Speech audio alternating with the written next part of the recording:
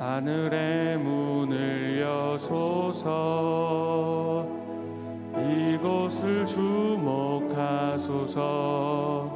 주를 향한 노래가 꺼지지 않으니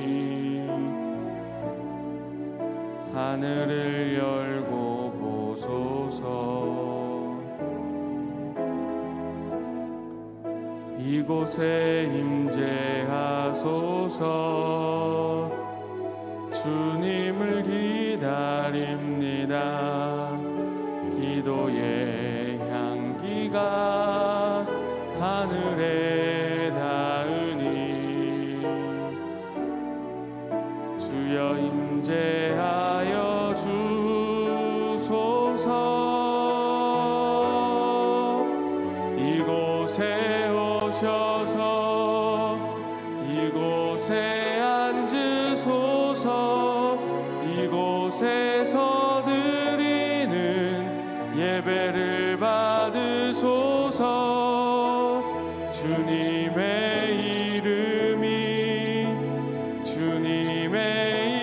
이름만이 오직 주의 이름만 이곳에 있습니다.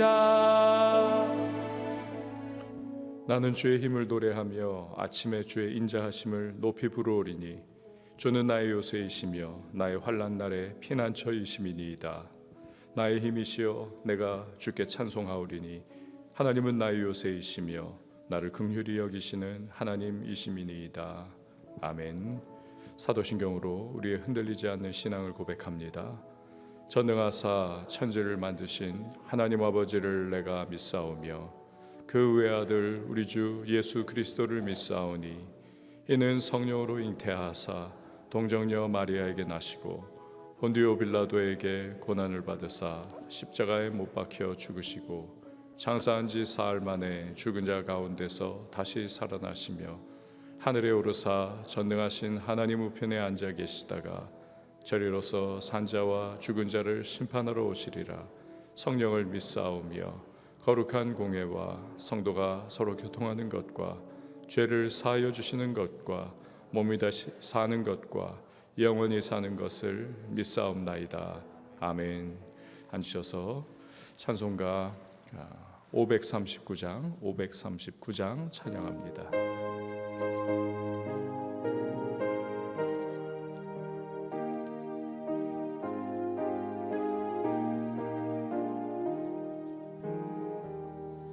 너 예수께 조용히 나가 내 모든 짐 내려놓고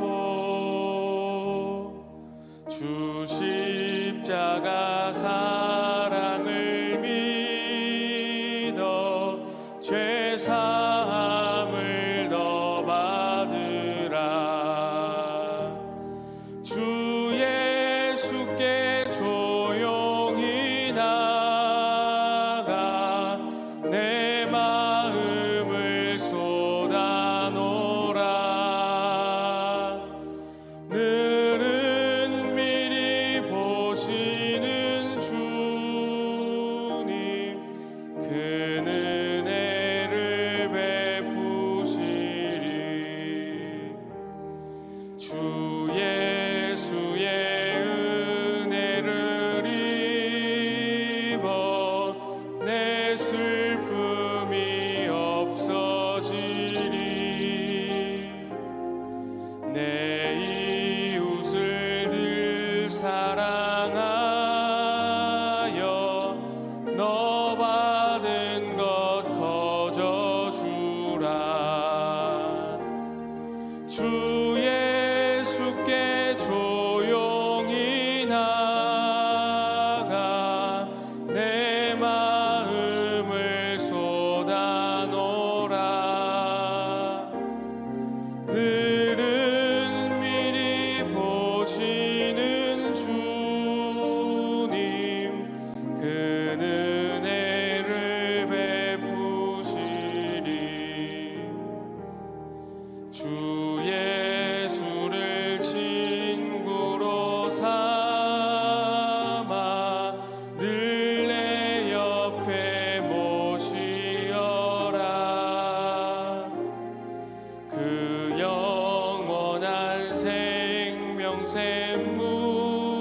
샘물에 내 마른 목 죽이어라. 주 예수께 조용히 나가 내 마음을 쏟아놓으라. 늘은 미리 보시는 주님, 그는 은혜를 베푸시리. 너 주님과 사귀어 살면 새 생명이 넘치리라. 주 예수를 찾는 이 앞에 참 밝은 빛 비추어라. 주 예수께 조용히 나가 내 마음을 쏟아놓으라. 늘은 미리 보시는 주님, 그는 은혜를 베푸시리. 이 시간에 보실 하나님의 말씀은 출애굽기 22장 1절에서 15절 말씀, 출애굽기 22장 1절에서 15절 말씀 우리 한 절씩 교독하겠습니다. 사람이 소나 양을 도둑질하여 잡거나 팔면 그는 소 한 마리에 소 5마리로 갚고 양 한 마리에 양 4마리로 갚을지니라. 도둑이 뚫고 들어오는 것을 보고 그를 쳐 죽이면 피 흘린 죄가 없으나 해 돋은 후에는 피 흘린 죄가 있으리라. 도둑은 반드시 배상할 것이나 배상할 것이 없으면 그 몸을 팔아 그 도둑질한 것을 배상할 것이요. 도둑질한 것이 살아 그의 손에 있으면 소나 낙이나 양을 방문하고 갑절을 배상할지니라. 사람이 밭에서나 포도원에서 짐승을 먹이다가 자기의 짐승을 놓아 남의 밭에서 먹게 하면 자기 밭의 가장 좋은 것과 자기 포도원의 가장 좋은 것으로 배상할지니라. 불이 나서 가시나무에 댕겨 낯가리나 거두지 못한 곡식이나 밭을 태우면 불 놓은 자가 반드시 배상할지니라. 사람이 돈이나 물품을 이웃에게 맡겨 지키게 하였다가 그 이웃집에서 도둑을 맞았는데 그 도둑이 잡히면 갑절을 배상할 것이요. 도둑이 잡히지 아니하면 그 집 주인이 재판장 앞에 가서 자기가 그 이웃의 물품에 손댄 여부의 조사를 받을 것이며 어떤 잃은 물건 즉 소나 낙이나 양이나 의복이나 또는 다른 잃은 물건에 대하여 어떤 사람이 이르기를 이것이 그것이라 하면 양편이 재판장 앞에 나아갈 것이요 재판장이 죄 있다고 하는 자가 그 상대편에게 갑절을 배상할지니라. 사람이 낙이나 소나 양이나 다른 짐승을 이웃에게 맡겨 지키게 하였다가 죽거나 상하거나 끌려가도 본 사람이 없으면 두 사람 사이에 맡은 자가 이웃의 것에 손을 대지 아니하였다고 여호와께 맹세할 것이요 그 임자는 그대로 믿을 것이며 그 사람은 배상하지 아니하려니와 만일 자기에게서 도둑 맞았으면 그 임자에게 배상할 것이며 만일 찢겼으면 그것을 가져다가 증언할 것이요 그 찢긴 것에 대하여 배상하지 아니할지니라. 만일 이웃에게 빌려온 것이 그 임자가 함께 있지 아니할 때에 상하건 죽으면 반드시 배상하려니와 함께요. 그 임자가 그것과 함께 있었으면 배상하지 아니할지니라. 만일 새 낸 것이면 새로 족하니라. 아멘. 기도하시겠습니다. 드린 예물 예배헌금 감사헌금 1,000번째 서원헌금 봉헌합니다. 하나님 감사합니다. 오늘도 새로운 하루를 주셨습니다. 열심히 살기를 원합니다. 그러나 하나님의 은혜 가운데에 우리 무엇보다도 나아가기를 원합니다. 주님, 오늘도 능력의 손, 권능의 손, 또한 은총의 손과 사랑의 손으로 붙잡아 주시고 우리의 모든 하루하루 인생의 발걸음마다 하나님 아버지께서 나의 하나님 되심과 또 동행하여 주시기에 우리 감사와 기쁨으로 이 하루를 힘있게 전진하는 주님의 사람들이 되게 하여 주시옵소서.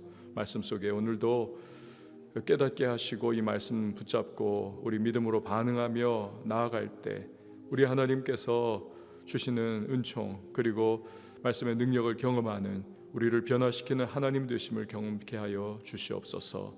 주여, 오늘도 귀한 예물 주님 앞에 봉헌합니다. 믿음으로 기도의 제목 담아 올려드리오니 연락하여 주시고 하늘의 신령한 은혜와 땅의 기름진 것으로 응답의 풍성함으로 함께하여 주시옵소서. 오늘도 새벽을 섬기는 반주자에게 주의 위로와 또 힘과 그 모든 소망 속에 하나님의 응답의 구체적인 역사를 기쁨 속에 맛보게 하여 주시옵소서. 이외 모든 시간 맡겨드리고 예수님의 이름으로 기도합니다. 아멘. 유대인 중에 법조인들이 참 많습니다. 저명한 법학자들 중에서 제일 많은 퍼센트가 유대인입니다. 미국에서도 변호사 중에 많은 숫자가 유대인입니다. 그리고 관용구와 같이 유대인 변호사, 이렇게 유대인 변호사 이렇게 광고를 하기도 합니다. 일 처리 잘한다라고 하는 그런 의미를 가지고 있습니다. 이 사람들은요, 어렸을 때부터 이 구약 성경에서 모세율법 부분이죠, 이걸 늘 보고 읽으면서 이 법률가에 대한 꿈을 가지고 자연스럽게 그 법조인의 세계로 들어가는 것 같습니다.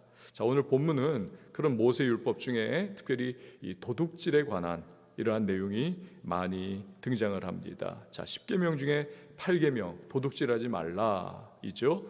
오늘 본문은 그에 대한 하위 조항들로서 그렇게 법규가 쭉 설명이 되어 있습니다. 자, 그럼 1절 말씀을 보십시오. 사람이 소나 양을 도둑질하여 잡거나 팔면 그는 소 한 마리에 소 5마리로 갚고 양 한 마리에 양 4마리로 갚을지니라. 아멘. 소를 훔쳤을 때 양보다 더 많은 배상해야 한다는 그러한 내용이 여기 담겨 있죠. 왜냐하면 소는 재산 가치가 양보다 훨씬 크기 때문입니다. 또 몸집도 소가 더 크지 않습니까? 이거 한번 도둑질하려면 굉장히 많은 계획이 들어야 하고 그리고 또 노력이 그 도둑질에도 들어가는 거죠. 그러니 양보다 소를 도둑질한다는 것은 그 도둑질의 계획과 또 대담성이 더 크다. 그러니 더 많은 벌금액을 부과를 하는 겁니다. 더 나쁘다. 소는 길들이기도 더 어렵지 않습니까? 그러니 양 훔치는 것보다 죄가 더 크다. 이처럼 하나님은 도둑질을 해도 다 똑같이 소나 양이나 도둑질 똑같다, 이게 아닙니다.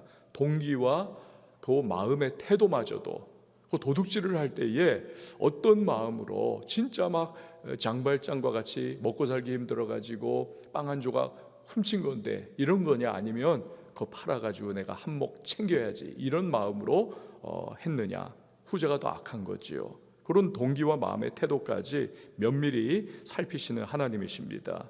그러니까 사람은 외모를 보죠. 똑같다 그렇게 생각할 수 있지만 하나님은 중심을 보십니다. 동기까지도 다 하나님은 보십니다. 이런 하나님 앞에서 우리는 살아가며 겉으로 드러나는 우리의 행동과 모습만 갖고서는 안 되겠습니다. 우리의 속마음, 우리의 속사람, 이것을 늘 정비를 하고 가다듬고 하나님 앞에서 내가 어떤 마음으로 살아가는가, 이 동기를 늘 바르게 가져야만 하겠습니다. 오늘 우리가 기도의 자리에 모이지 않았습니까? 기도할 때도 내가 왜 이 기도를 하느냐, 이 동기마저도 우리는 살펴가면서 하나님 앞에 부르짖어야 하겠습니다. 자, 2절에서 4절 말씀 보세요. 도둑이 뚫고 들어오는 것을 보고 그를 쳐 죽이면 피 흘린 죄가 없으나 해 돋은 후에는 피 흘린 죄가 있으리라. 도둑은 반드시 배상할 것이나 배상할 것이 없으면 그 몸을 팔아 그 도둑질한 것을 배상할 것이요, 도둑질한 것이 살아 그의 손에 있으면 소나 나귀나 양을 막론하고 갑절을 배상할지니라. 정당방위냐 아니면 과잉방어냐, 여기에 관한 법규죠. 밤에 도둑이 들어오기에 쳤는데 죽었으면 이건 정당방위다라는 것입니다. 사람 다 자고 있는데 또 갑자기 급습을 했기에 이거 어떻게 방법이 없는 거죠. 그러나 아침이 됐습니다. 태양이 벌써 떠 있습니다. 훤합니다. 근데 도둑을 쳐 죽였다. 이건 과잉 방어에 해당한다는 겁니다. 얼마든지 소리를 지르든지 또 뭐 여러 가지 방법으로 내쫓을 수도 있었는데 지나치게 대응했기에 피를 흘리게 되었다. 도둑이 죽게 된 거 아니냐. 과잉방어의 차원이다. 그러니까 하나님은 범죄자의 생명까지도 존엄성을 지켜주시고자 하는 거지요. 그러니까 실로 그 무엇보다 중요한 것은 사람의 생명이다라는 겁니다. 도둑은 반드시 배상해야 하고 배상할 것이 없으면 자기 몸을 팔아서라도 이 종으로 자기를 팔아서라도 배상을 해야 한다는 것입니다. 하나님은 창세기 3장 19절에서 땀 흘려 가지고 사람은 일해 먹고 살아야 한다 명하셨습니다. 그러나 도둑은 땀 흘린 것 없이 남이 땀 흘려 수고한 대가로 그 가진 것을 가로채려고 하는 사람이죠. 그래서 불한당이죠. 땀 흘리지 않는 그러한 류인 것입니다. 그러므로 엄격하게 징계를 하시는 거죠. 그런데 도둑질한 짐승이 아직 살아 있습니다. 그러면 2배를 배상을 해라 하십니다. 앞에 1절에서는 도둑질한 짐승을 죽였거나 팔았다. 그러면 소는 5배, 양은 4배. 그러니까 살아 있으면 2배를 배상을 하지만 죽었으면 소는 5배, 양은 4배. 이거 왜 이렇게 차이가 나는 것입니까? 훔친 짐승을 죽여서 도살한 것은 도둑질의 이후에 있어서 계획들을 다 범행 이후에 그 계획을 가지고 있었던 도둑질이 아주 요건 계획적인 도둑질이었다는 겁니다. 반면에 살아있으면 우발적 범죄일 가능성이 높다는 거죠. 현대법에서도 계획범죄, 우발적 범죄 요거는 법 적용의 차이가 많이 나지 않습니까?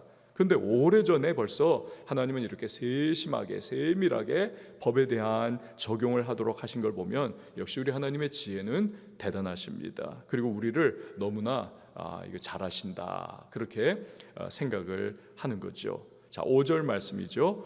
사람이 밭에서나 포도원에서 짐승을 먹이다가 자기의 짐승을 놓아 남의 밭에서 먹게 하면 자기 밭의 가장 좋은 것과 자기 포도원의 가장 좋은 것으로 배상할지니라. 남의 밭에 자기 짐승 풀어놓아 먹게 하는 것 여러분 얼마나 괘씸합니까? 남의 땀방울과 남의 수고를 헛되게 하는 악행인 거죠. 괘씸한 겁니다. 그렇게 자기 것 가장 좋은 것으로 2배를 갚아라. 여러분 요즘에 지적재산권도 뭐 이런 경우에 사실은 해당이 되는 거죠. 자녀 대입을 위해서 남이 수고한 그러한 논문에 딸 이름 얹어가지고 재판을 받고 있는 사람도 있고, 또 얼마 전에 뭐 장관 청문회 나오신 분은 제자 논문에 자기의 남편 이름도 이렇게 얹어버렸습니다. 청문회 전에 큰 이슈화가 자기에게도 결국 엄청난 타격을 끼쳤던 그런 경우가 있지 않습니까? 이거 다 도둑질에 사실은 해당하는 거지요. 제가 신학교 공부할 때 보니까요, 미국에서 작은 숙제 그냥 뭐 5페이지짜리 뭐 소논문 이런 거 하나 낼 때도 출처를 한 줄이라도 남의 것 따왔으면 출처를 정확하게 밝히지 않으면 이거 퇴학당합니다. 퇴학입니다. 반드시 이건 누구의 문장이고 누구의 글을 따온 거다. 이 출처를 정확하게 밝혀야 합니다. 반면에 우리 좀 느슨하죠. 남의 논문 막 이렇게 문단체 그냥 가져와 가지고 베꼈는데도 그때 관용이 괜찮았었습니다. 이러면서 욕 좀 먹고 넘어가는 그러한 부분들이 많이 있었습니다. 이 지적재산권 부분, 이 부분도 잘 사실은 지켜야 하는 부분이지요. 자, 6절 말씀 보시기를 바랍니다. 불이 나서 가시나무에 댕겨 낯가리나 거두지 못한 곡식이나 밭을 태우면 불 놓은 자가 반드시 배상할지니라. 여기 가시나무에 불이 땡겼다. 이 가시나무가 뭐냐 하면 이웃 간의 밭의 경계선을 딱 표시를 하기 위해서 가시나무 울타리를 친 것을 의미를 합니다. 근데 농사 지을 때 어떻습니까? 자기 밭 추수 끝나면 또 불을 지르지 않습니까? 거기에 이제 그 불질러 놔가지고 태워버리면 그러면 또 땅이 영양가를 머금게 되니까 다음 농사를 위해서 이제 불을 놓는데, 그러다가 남의 밭에 이게 불이 넘어가 버린 겁니다. 반드시 배상하라. 뭐 당연한 거죠. 자, 7절에서 9절 말씀 보세요. 사람이 돈이나 물품을 이웃에게 맡겨 지키게 하였다가 그 이웃집에서 도둑을 맞았는데 그 도둑이 잡히면 갑절을 배상할 것이요, 도둑이 잡히지 아니하면 그 집주인이 재판장 앞에 가서 자기가 그 이웃의 물품에 손댄 여부의 조사를 받을 것이며 어떤 잃은 물건, 즉 소나 낙이나 양이나 의복이나 또는 다른 잃은 물건에 대하여 어떤 사람이 이르기를 이것이 그것이라 하면 양편이 재판장 앞에 나갈 것이요 재판장이 죄에 있다고 하는 자가 그 상대편에게 갑절을 배상할지니라. 고대 사회에는 지금과 같이 은행제도, 보험제도 이런 게 없지 않았습니까?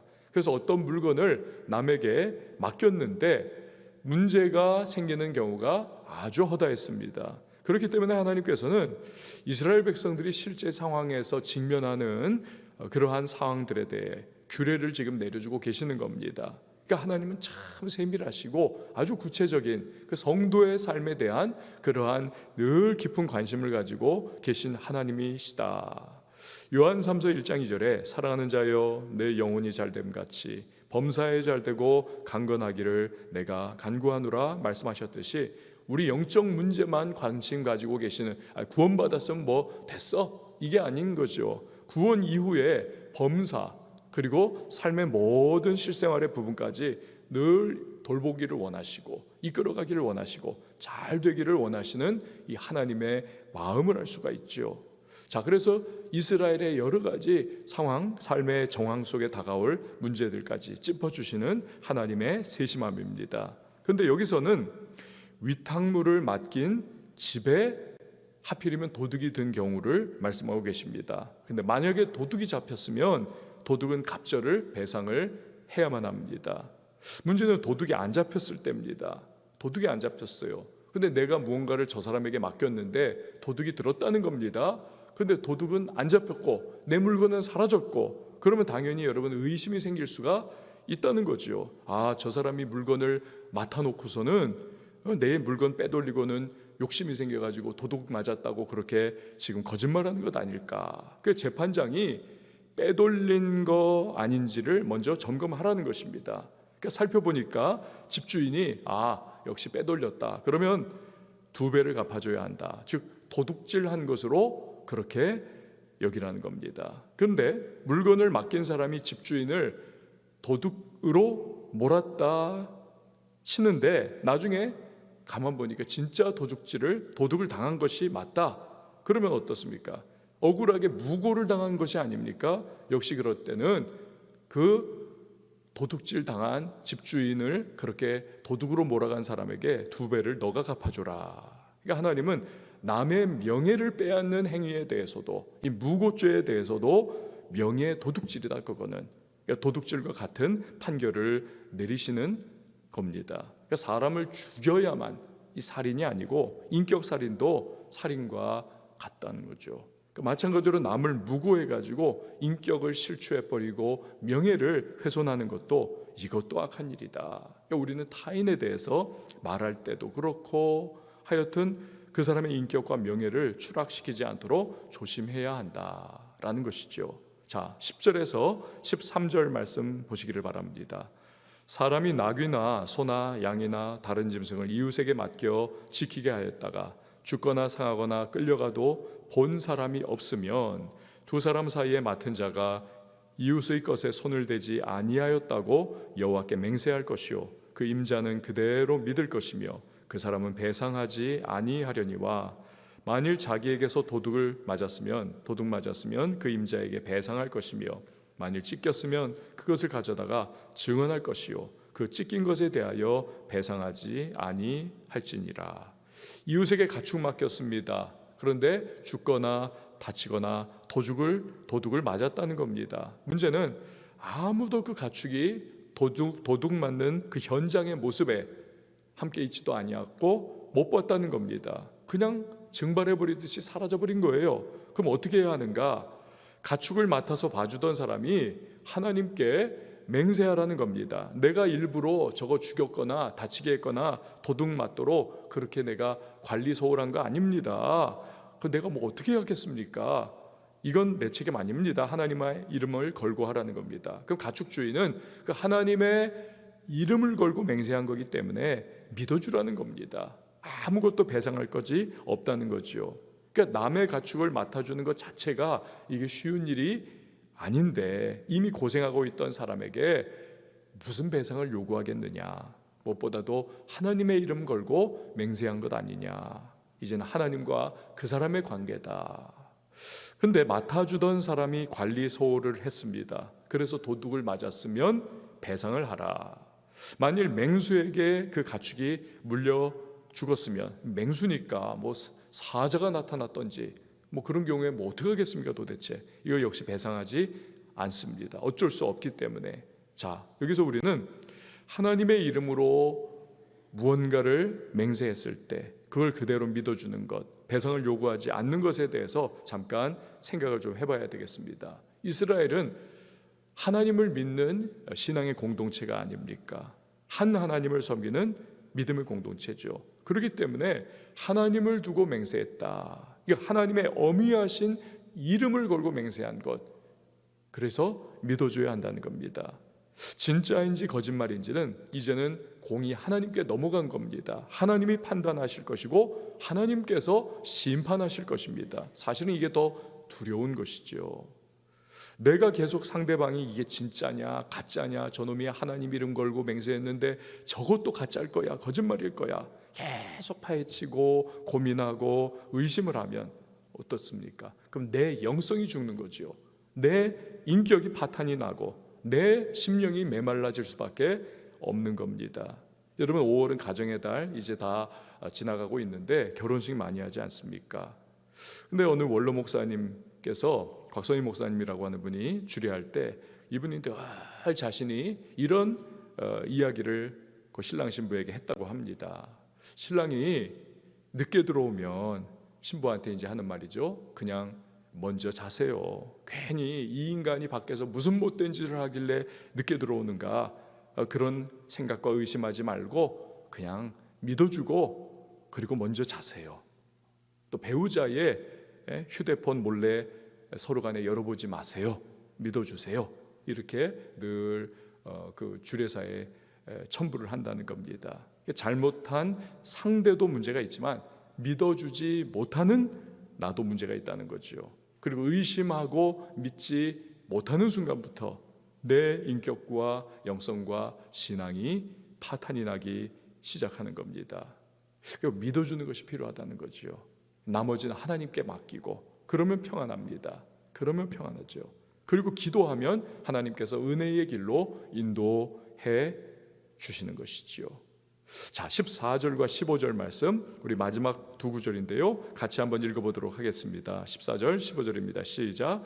만일 이웃에게 빌려온 것이 그 임자가 함께 있지 아니할 때에 상하거나 죽으면 반드시 배상하려니와 그 임자가 그것과 함께 있었으면 배상하지 아니할지니라. 만일 새낸 것이면 새로 족하니라. 아멘. 이웃의 것을 빌려놓고서는 잘못 관리했으면 배상하라는 겁니다. 정당하게 돈을 주면서 그런데 새 내었던 그러한 것에 문제가 생기면 새로 내는 돈 외에 아무 배상도 안 해줘도 된다는 것입니다. 이게 왜 그럴까요?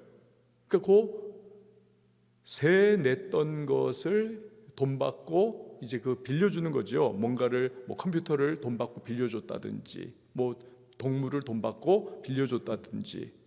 근데 그 소유주, 원소유주는 그 새 돈을 그 받은 거에 사실은 뭐가 포함된 겁니까? 위험 부담의 요소가 포함된 거죠. 이게 잘못될 수도 있는데, 그러니까 그런 내용까지도 다 위험 부담 비용이 그 안에 포함된 것이기 때문에 더 이상 받을 거 없다, 그렇게 말씀을 하고 계시는 겁니다. 자, 오늘 우리는요 주로 도둑질한 부분에 대해서 하나님이 어떻게 그 백성에 대하여 말씀하시는지를 배웠습니다. 정당한 땀을 흘리는 것, 그리고 노동을 통해서 생활을 이어가는 것이 하나님 백성의 마땅한 삶의 모습이라는 겁니다. 불안당처럼 땀 흘리지 않고 남의 것 뺏거나 꼼수로 자꾸 사기를 치거나 빼돌려 살아가는 모습은 하나님 앞에서 악한 일이라는 것입니다. 그런 자에게 하나님은 마땅한 책망과 형벌을 가하고 계시는 그러한 내용이었습니다. 여러분, 저나 여러분이나 우리 열심히 살아야 하겠습니다. 불로서도 구하지 말고 그냥 코인했다가 여러분 그냥 한순간에 지금 막 추락해가지고 난리난 사람들을 우리가 보지 않습니까? 하나님 앞에서 언제나 열심히 일하고 수고함으로 벌어들여서 정직한 우리가 삶을 살기를 추구를 해야 하겠습니다. 언제 그래가지고 돈 벌어서 집 사나? 이건 하나님 앞에 우리가 정직하게 주님의 인도하시는 길로, 믿음의 길로 나갈 때 하나님께서 또 열어주시는 역사들을 우리가 신뢰하면서 살아가야 되는 거죠. 종교개혁가의 후예들 보십시오. 유럽의 곳곳으로 그 박해받던 그들이 다 스위스의 산골로, 프랑스의 어느 지역으로, 네덜란드의 어떤 동네로, 잘 알려지지도 않았던 그런 곳으로 다 들어가 가지고 열심히 그곳에서 일하고 열심히 전문성을 쌓다 보니까 사업을 하게 되는 겁니다. 노하우가 생기니까. 그러다 보니 그곳이 최고의 공업지역이 되고 산업지역이 되고 결국 선진국이 되더라는 것이죠. 그 벌어들인 돈을 가지고 그냥 기부를 많이 하고 어려운 사람들도 돕고 선교에 또한 이바지하게 됐고 그 거룩한 부자의 삶을 나중에는 살게 되더라는 거지요. 땀 흘림의 가치, 최선화의 삶을 하나님 앞에서 수고하며 살아가는 것에 하나님이 복을 주시더라는 거지요. 우리도 그와 같이 정직한 땀방울의 가치를 늘 기억을 하면서 하나님 앞에서 열심히 일하고 열심히 섬기고 나아가서 하나님이 주시는 복을 우리 주변에 나누고 베풀고 구제하고 헌신하며 살아갈 수 있는 우리 모두가 될 수 있기를 주님의 이름으로 축원을 드립니다. 우리 시간에 함께 찬양하시고 기도하도록 하겠습니다. 날마다 숨쉬는 순간마다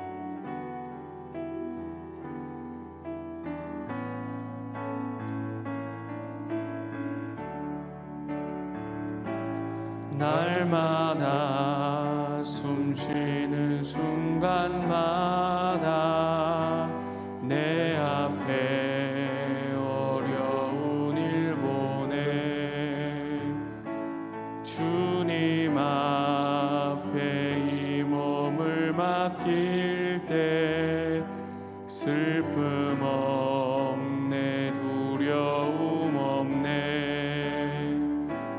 주님의 그 자비로운 손길 항상 좋은 것 주시도다 사랑스레 아픔과 기쁨을 수고와 평화와 안식을 날마다 주님 내 곁에 계셔 자비로 날 감싸주시네 주님 앞에 이 몸을 맡길 때 힘주시네 위로함 주네 어린 나를 품에 안으시사 항상 평안함 주시도다 내가 살아 숨을 쉬는 동안 살피신다 약속하셨네 인생의 어려운 순간마다 주의 약속 생각해보네 내 맘속에 믿음 잃지 않고 말씀 속에 위로를 얻네 주님의 도우심 바라보며 모든 어려움 이기도다 흘러가는 순간순간마다 주님 약속 새겨봅니다 우리가 이 시간에 함께 기도하며 나갈 때에 하나님 땀 흘림의 가치, 수고하고 또 우리가 땀 흘려서 우리 인생을 일구어가며 살아가는 것을 주께서 또한 말씀하셨는데 하나님 기억하게 해주옵소서. 세상은 뭐 이거다 저거다 코인이다 하면서 막 광풍으로 그렇게 몰려갔다 또 추락했다.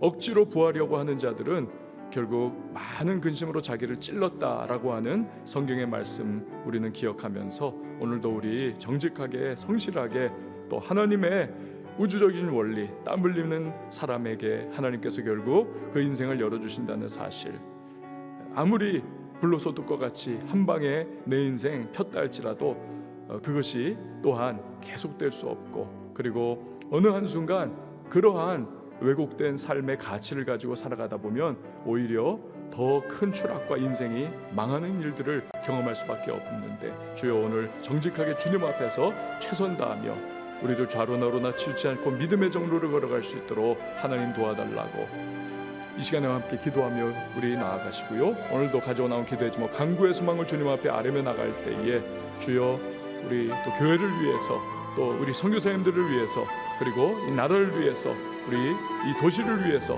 또 열방을 위해서 북녘 땅을 위해서도 우리 같이 한번 기도할 때 우리 한번 두 손 높이 들고 주님의 이름 한번 외치고 기도하도록 하겠습니다. 주여